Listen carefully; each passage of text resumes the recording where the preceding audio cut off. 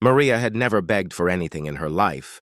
She'd worked 2 jobs after her husband died, scrubbed floors until her knees bled, served coffee with a smile even when customers treated her like she was invisible.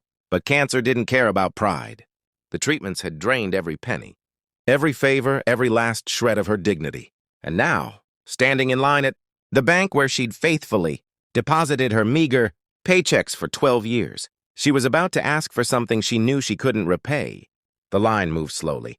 Maria watched the young teller couldn't have been more than 25 process transactions with mechanical efficiency. When it was finally her turn, Maria approached the counter, her voice barely above a whisper. "I need to speak with someone about a loan," she said.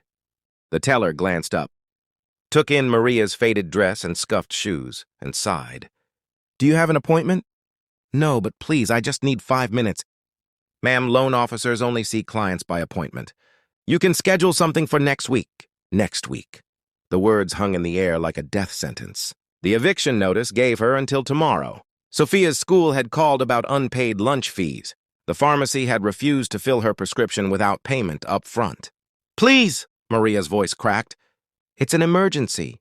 "Everyone says it's an emergency," the teller said, not unkindly, but with the weariness of someone who'd heard it all before.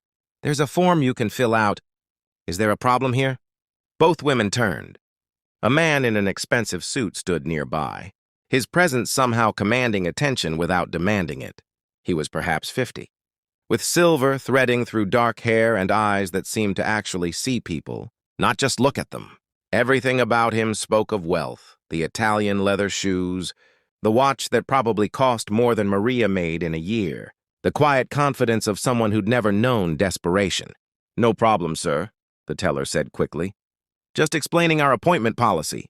The man's gaze shifted to Maria, and something in his expression softened. "You need a loan?" Maria nodded, hating the tears that were beginning to form. "My daughter and we're about to lose everything. I know I'm not a good risk. I know I have nothing to offer as collateral.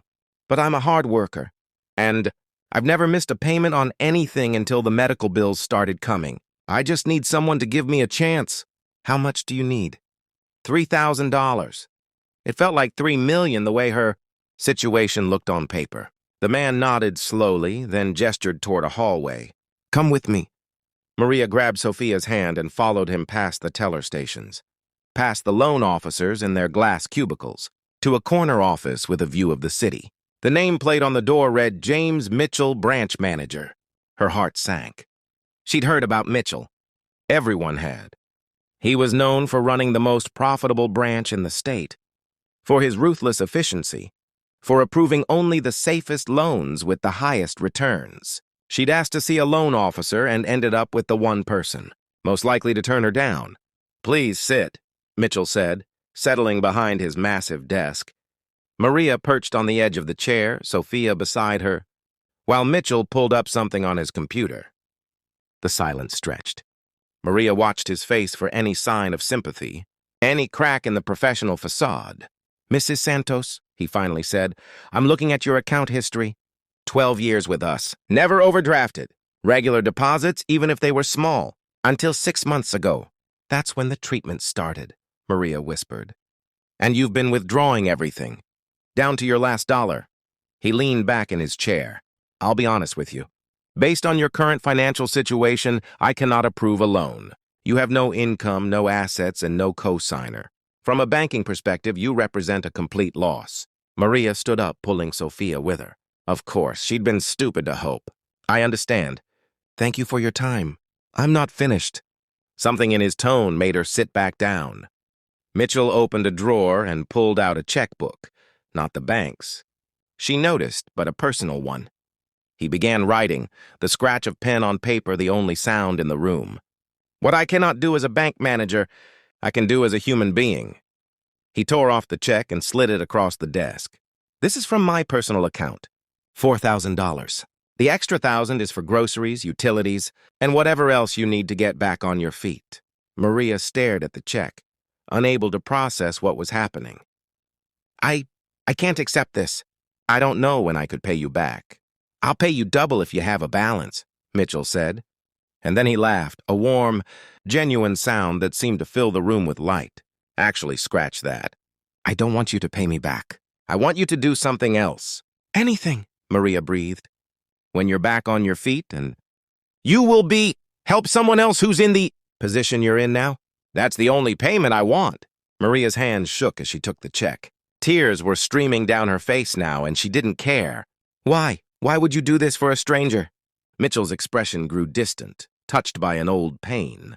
20 years ago, I was sitting where you are now. Different bank, different city, but the same desperation. My wife was sick.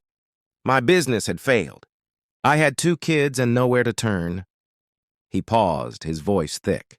A stranger, a bank customer who happened to overhear me pleading with a loan officer, wrote me a check for $5,000, told me the same thing I'm telling you now. Pay it forward. Did you? Maria asked. Did you ever see them again? No, I tried to find them, to thank them, but they'd moved. All I had was their example. He smiled. But I've helped 37 people since then. I keep count. You're number 38. Sophia tugged on Maria's sleeve. Mama, is the nice man giving us money? Yes, baby, Maria said, pulling her daughter close. The nice man is giving us a miracle. Mitchell stood and walked around the desk. Mrs. Santos, the world can be cruel. Banks especially deal in numbers and risk assessments and profit margins. But we forget sometimes that behind every number is a person, a story, a life that matters. He extended his hand. You matter. Your daughter matters. Don't let anyone make you feel otherwise. Maria shook his hand, unable to speak through her tears. When she finally found her voice, all she could say was, thank you, thank you, thank you. As she and Sophia left the office, check clutched safely in her purse. Maria didn't notice the man in the expensive overcoat who'd been watching from across the lobby. He approached Mitchell's office, knocking once before entering without waiting for permission. James, the man said, that was beautifully done.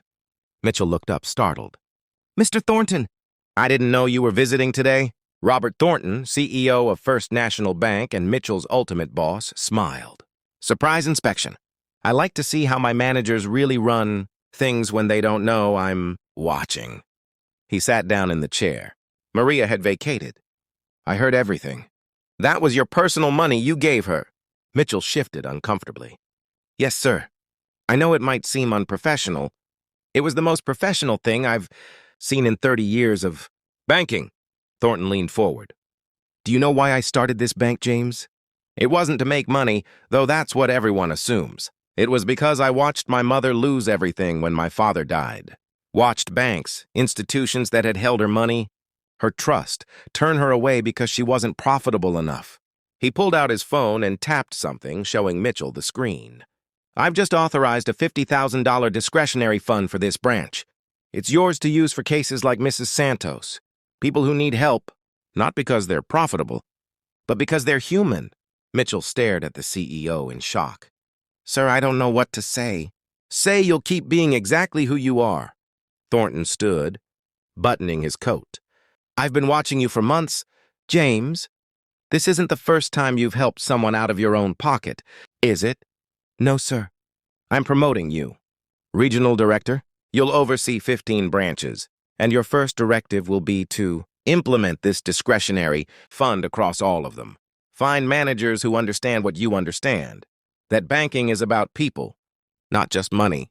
After Thornton left, Mitchell sat alone in his office, thinking about the chain of kindness that had started 20 years ago with a stranger's generosity. One act of compassion had created ripples that were still spreading, touching lives, changing destinies. That evening, Maria Santos sat in her apartment, electricity restored, refrigerator stocked, and helped Sophia with her homework. The check was deposited, the eviction notice voided, the pharmacy prescription filled. But more than that, something inside Maria had been restored too. Her faith in humanity, her belief that goodness still existed in the world. Mama, Sophia asked, when I grow up, can I help people like the nice bank man helped us?